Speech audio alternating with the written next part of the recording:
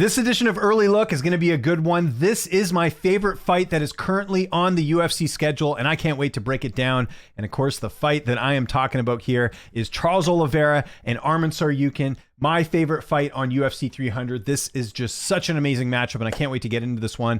And if you've never seen this show before, my name is James Lynch. This is a show where I take a look at big fights that are coming up and preview them ahead of time and give you my prediction at the end. Some of this stuff may have relevance to you, it may not, but let me know your prediction as soon as I'm done the video in the comments section. We can have a fun chat about this fight. Let's do a quick tail of the tape here. So only a 3-round fight, although this could easily be a 5-round fight. Pretty much all the fights on this card could be 5 rounds because they're basically all main events. But you look at it there, Do Bronx Charles Oliveira against Arman Tsarukyan. 34-9 record for Charles Oliveira, 21-3 for Arman. 34-27. 5'10" to 5'7", 74 to 72.5. So Oliveira going to be older, but he's also going to be a little bit taller and have a little bit of a reach advantage in this fight. But let's start first with the former lightweight champion, Charles Oliveira, one of my favorites to watch as he looks to get one step closer to that rematch with Islam Makhachev. So there we go. I mentioned it there. I mentioned it should be 5 rounds. I mean, this really should be a 5-round fight. Dana White himself has come out and said that the winner of this will be fighting Islam Makhachev. Now, obviously, Dana can change his mind here, but if you're doing a number 1 contenders fight, why is it not 5 rounds? I think that's a disservice to the fans, and I think it's a disservice to the division. That's usually what they do when it's a number 1 contender fight. But anyways, I know they're tough on time and they got a couple title fights in here. I get that. But anyways, that's just my one complaint. You see there, Charles Oliveira, 34-9 with 1 no contest. He's got 10 knockouts, 21 submissions, and 3 decisions. That's right. You did not read that wrong. He's got 21 submissions. That's crazy. He is 34 years old. He's 5'10" with a 74-inch reach, so he's 3 inches taller and has a 1.5-inch reach advantage. He's currently the number 1 ranked lightweight. He's the former lightweight champion. He's a 3rd-degree BJJ black belt. He's got the most submission wins in UFC history. He's got the most submission wins in UFC lightweight history. He's also got the most finishes in UFC history.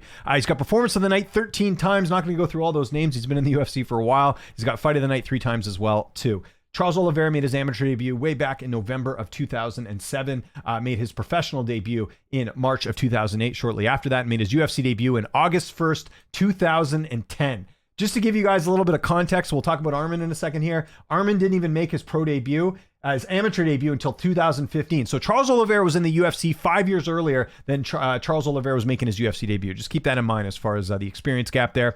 Charles Oliveira is 22-9. He's got 20 stoppage victories. He's also got a no contest in there. Some notable wins for Charles Oliveira include Jeremy Stephens, Miles Jury, Kevin Lee, Tony Ferguson, Michael Chandler, Dustin Poirier, Justin Gaethje, and Beneil Dariush. Some notable losses include Jim Miller, Donald Cerrone, Cub Swanson, Frankie Edgar, Max Holloway, Anthony Pettis, Paul Felder, and most recently, Islam Makhachev.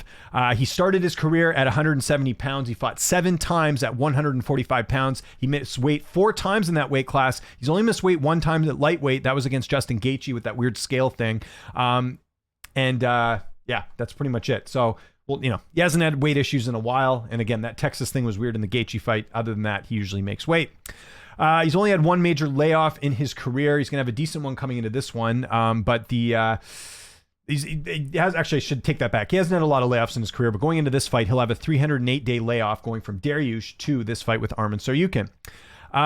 Oliveira's never been in any close fights. He's pretty much not finished all of his opponents, or he's gotten finished, so there's no like controversies there. Hasn't had any major injuries. Obviously, he's supposed to fight Islam in October at UFC 294. He gets a cut over his eye. He can't compete. In steps in Volkanovski, and the UFC ruins one of the biggest rematches they could have made in UFC history. The build-up and all that, but I'm sure you guys are tired of me talking about that. But yeah, so hasn't fought since the Dariush fight. I was actually cage side for that one. Really good win there over Beneil. In fact, they both have fought Beneil Dariush in their last fight. So I guess if you beat Beneil Dariush, you're going to fight the same guy who fought him. So there we go. Let's look at some stats for Oliveira here. Whoops, we are on the wrong page here. Charles Oliveira, UFC stats. That's what we're going to look for. So you can see there, Charles Oliveira, 3.54 as far as strikes landed per minute. So he does land a lot. His striking accuracy is at 53%. His striking defense is at 51%. So he does get hit a bit. His takedown average is 2.32. His takedown accuracy is at 40%. His takedown defense is at 55%. So take those stats for what it's worth. Again, Charles Oliveira, one of my favorite fighters to watch, one of the best fighters in the lightweight division, and he's going to be put to the test here against the younger fighter, Arman Tsarukyan. Let's talk a little bit about Arman here, shall we? So you can see there, 21-3 record. He's got 9 knockouts. Let me double check that actually. Yeah, he's got 9 knockouts, 5 submissions, and 7 decisions. He is the number 8th ranked lightweight. No, hold on. Is he 8? Let me double check that. I think I might have wrote that down wrong. Just want to double check just in case. He is ranked 8th, and that's pretty high. No, he's ranked number 4. Glad I checked that. So yeah, Arman ranked number 4 in the division. He's 27 years old. He is 5'7" with a 72.5-inch reach. So he is 7 years younger than Charles Oliveira, which is kind of crazy if you think about it. He's not even in his 30s yet, and he's still, getting some good wins here. Arman Tsarukyan is a master of sport in MMA and master of sport in wrestling. He's got fight of the night 2 times against Islam Makhachev and Teusz Gamrot. He's got performance of the night 3 times against Christos Giagos, Joel Alvarez, and Beneil Dariush. Never had an amateur debut. Went straight to the pros so they have his amateur debut here, but then they have pro fights in 2015. So I guess he had a few amateur fights, but these always get mixed up. But anyways, we'll just go with made his pro debut in August of 2015. That's what we have on Tapology. We'll go with that. And he made his UFC debut in April of 2019. So Charles Oliveira made his UFC debut almost 10 years earlier than Arman Tsarukyan, but obviously there's a bit of an age gap there. Arman has an 8-2. Let me just double check that. 1, 2, 3, 4, 5, 6, 7, 8. Yeah, 8-2 UFC record. He's got 4 stoppage victories. Some notable wins for Arman include Joel Alvarez, who at one time was ranked, Damir Ismagulov, who was ranked at one point, and he's got the win over Beneil Dariush in his last fight. So not a lot of signature wins. I thought he beat Gamrot. We'll talk about that a little bit later. And then he obviously has lost to Islam and Gamrot. That's it. So pretty good UFC record. And then he had a loss outside the UFC in his second pro fight. We'll maybe cross that one off the list because obviously he's a much different fighter since then. He's only had one layoff in his career. That was the fight going from Olivier Aubin-Mercier to Davy Ramos. This was a 357-day layoff. But he hasn't really had any major injuries. And if you look at it here, he's usually fighting 2-3 times a year. So pretty active. And that's why he's highly ranked in the division. I mentioned the Gamrot fight. If you go and look at this fight on MMA Decisions, that's where the media can post their scorecards. If you look back in it, that was in June of 2022. 15 media members scored the fight for Arman. Only 7 scored it for Gamrot. So that's probably one that should have gone his way, and he was a betting favorite in that fight too. So there we go. Let's look at Arman's stats. Pretty awesome here. 3.85 significant strikes landed per minute. So that is slightly higher than Oliveira. His striking accuracy is at 48%. His striking defense is at 54%. So that's better than Oliveira. Takedown average, 3.40. We'll see. Highly doubt he wants to go to the ground with Charles, but you never know. Takedown accuracy is only at 36%, so likely not. And his takedown defense is at 75%. So we'll see if Oliveira is able to take this one to the ground. Now, this is another interesting one because if you look at the odds here, right? The odds have Arman as like almost a 2-1 favorite here, right? A lot of the books do favor him. There's not a single book that has Charles Oliveira as the favorite, which is kind of, Oliveira's sort of used to this. If you look in a lot of his fights, you look at the odds history here, you'll see that Oliveira, in a lot of cases, has been the underdog, right? Islam is the underdog. I mean, he lost that fight. He opened as an underdog against Dariush and closed as a slight underdog as well. The first Islam fight, he closed as an underdog too. Oh yeah, sorry. That was the rematch against Islam that he was an underdog there. Closed as a favorite against Gaethje, closed as an underdog against Poirier, closed as a slight favorite over Chandler, etc., etc. He's an underdog against Ferguson, which, wow, talk about free money there. So right now he is the underdog to Arman. And now if we go look at the actual Tapology votes, you'll see it's a little bit different here. You have Oliveira, majority of fans picking Oliveira here at 66% instead of 34%. So, I mean, take this with a grain of salt. There's actually people betting money on this fight that are putting their, money where it's worth, that are going on the Arman side. But on Tapology, where anyone can literally just click and make a vote, you've got 66% picking Oliveira. We had the exact same, we had a similar thing happen with Aljamain Sterling and Calvin Kattar, where the Tapology vote was a much bigger margin than the actual odds were as well. So that's something to sort of keep in mind there. All right.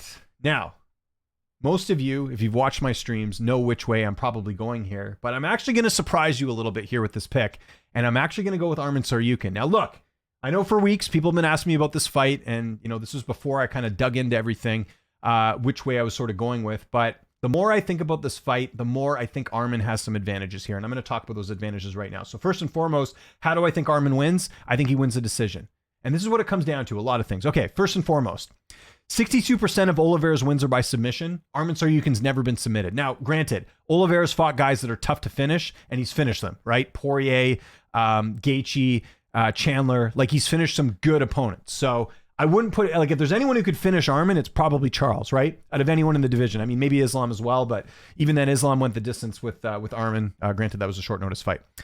Arman's last knockout loss was 2015. I don't, because again, like I don't think Charles will be able to submit Arman, but then there's the possibility of him knocking out. Now, Arman has been dropped. We saw that in the Joaquim Silva fight, but again, his chin held up and he was able to survive and he was able to, get it done.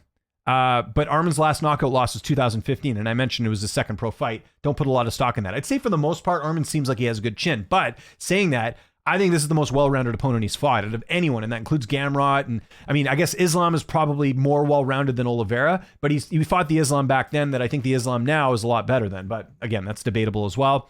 I mentioned that Islam wasn't able to finish Arman in that fight, but we will chalk that up to it being a short notice fight for both guys. Remember, Arman stepped in on short notice. That was his UFC debut. The thing with me with Arman, because you could almost argue, well, what if Arman gets a knockout here, right? Because Oliveira does get hit a lot, right? That's one of his weaknesses, is that his striking defense isn't that good. Maybe Arman gets the KO.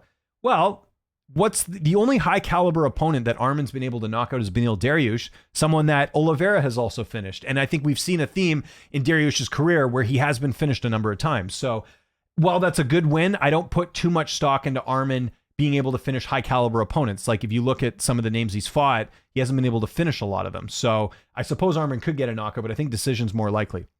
Like I mentioned, Oliveira's taken a lot of damage in his career. So as much as Oliveira has more experience with that, he's taken more damage. He got cut in his last, training session. He couldn't take the Islam fight. Like Arman just doesn't get injuries like this. And he's young enough where I do believe in wear and tear. And I think Oliveira has certainly had more wear and tear in him than Arman has. Now, Charles has fought better opposition, and that's something I do, if you've watched these breakdowns, weigh in very heavily. So from that perspective, I think Oliveira has that advantage, and he's proven more. But, I don't think we learned a lot from him beating Dariush in his last fight, because, Dariush has been, Arman finished Dariush in the fight after. We've seen Dariush get finished, so I kind of feel like you can cancel that out. I think it's sort of tough to say, has Charles really improved a ton since losing to Islam? I don't know, because that Islam fight was so one-sided. You can't lose sight of that as well. And, again, there's a bit of a layoff for Charles coming into this fight. I talked about that as well. He hasn't fought since June. At least Arman, his last fight was what? It was Dariush, and it was in December. So it wasn't that long of a layoff either. And he's been a little bit more active, I think, overall. So that's another reason to like Arman here. Now, look, could Charles win? Yes. This is definitely a 50-50 fight. I think the odds are pretty good. I'd even put the odds a little bit closer, because I do think, on paper, Charles has some ways to win this. Like I said, again, he's fought better opposition. He can knock you out. He can submit you. But he's also fighting a guy who's extremely tough to take out in Arman. So that's what it boils down to for me. For me, it's Arman's taken less damage. He's younger. I would argue that he's faster as well, too. And he's just so tough to take out that I could see Oliveira not being able to do anything and Arman just landing better shots and winning a decision here. Again, it's 3 rounds. This should be 5. If it's 5 rounds, maybe I'm leaning a little bit more towards Oliveira. But Arman is pretty damn durable too. So I may regret this pick, but I got to go Arman in this fight. I think he takes home a decision here, and I think he gets the title shot and the rematch against Islam Makhachev. So I want to know what you guys think in the comment section below. I don't want people doing the whole thing that they normally do, which is Charles is going to win and I'm going to show you otherwise. I know Charles can win this fight. Again, it's 50-50. But I just the optics for Arman look a little bit better here than Charles. That's all I'm getting at. Again, if Charles didn't get hit so much, didn't have the injuries, didn't have the layoffs, didn't have all the wear and tear, I'd probably feel better about picking him here. And I have picked Charles in pretty much all of his fights, but I think Arman gets this one done. So we'll see what happens on April 13th. I'm going to be there live watching it in the arena. Can't wait. It's going to be a good one. So let me know what your prediction is in the comments. Of course, love to hear from you. Let's talk about this fight. It's going to be very highly anticipated. I think this could end up being the best fight of the year, even though it's only 3 rounds, but really excited for this one. So let me know what you think. Follow me on Twitter, TikTok, Instagram, @LynchOnSports. Subscribe to this channel. Give a like when you're there. And also, if there's any other fights you want me to preview, I will. There's still more for UFC 300 I got to get to. So don't worry. I'm going to get through a lot of the key fights on there too. So keep an eye out for that. But in the meantime, let me know what you think of this fight and your prediction as well. I'm James Lynch. Thanks so much for watching, and I'll see you next time.